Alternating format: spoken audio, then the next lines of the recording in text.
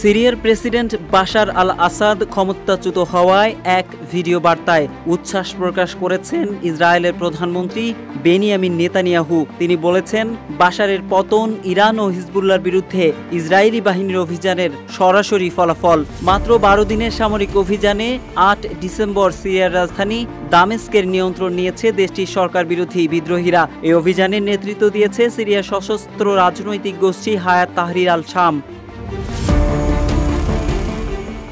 আসাদের পতনের পেছনে কারণও আছে। গত 1 বছরের বেশি সময় ধরে ইসরায়েলকে প্রায় চারিদিক দিয়ে ঘিরে রেখে চরম হেনস্থা করেছে বিরোধী পক্ষ।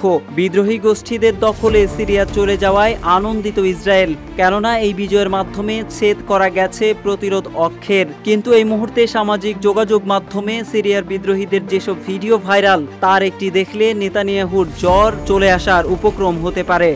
মিলিয়ন অফার ওয়ালটন ফ্রিজ কিনে পেতে পারেন 20 লক্ষ টাকা, রয়েছে কোটি কোটি টাকার নিশ্চিত উপহার। যদিও ভাইরাল ভিডিওটির দিন তারিখ ও স্থান যাচাই করা সম্ভব হয়নি। ভিডিওটিতে যেসব তথ্য তুলে ধরা হয়েছে তা ইসরায়েলের জন্য আতঙ্কের।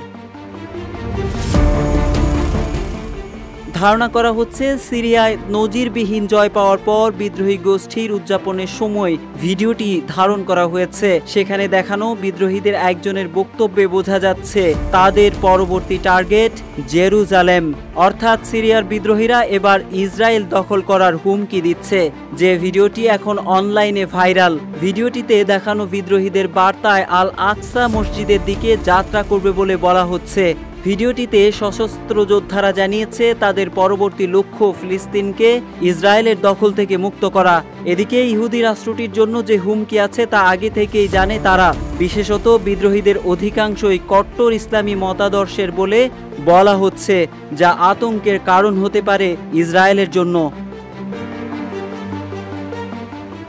তবে সিরিয়ার গণমাধ্যমের খবর অনুযায়ী ইসরায়েলি যুদ্ধ বিমানগুলো রাজধানী দামেস্ক সহ দেশটির বিভিন্ন জায়গায় হামলা চালিয়েছে।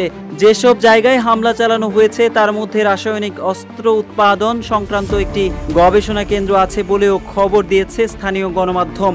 ইসরায়েল বলছে, আসাদ সরকারের পতনের পর অস্ত্র যাতে উগ্রপন্থীদের হাতে চলে না যায় সেজন্য তারা পদক্ষেপ নিয়েছে।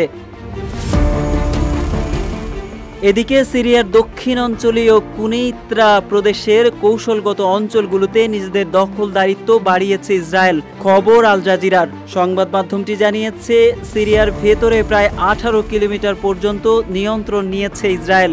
তাদের সেনারা দামেস্কের কাছাকাছিও পৌঁছে গেছে।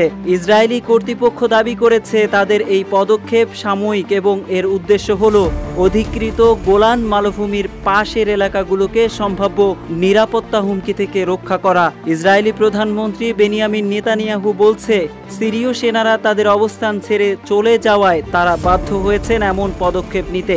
নেতানিয়াহু বলেন, তাদের সীমানায় কোনো শত্রু শক্তির উপস্থিতি তারা বরদাস্ত করবে না।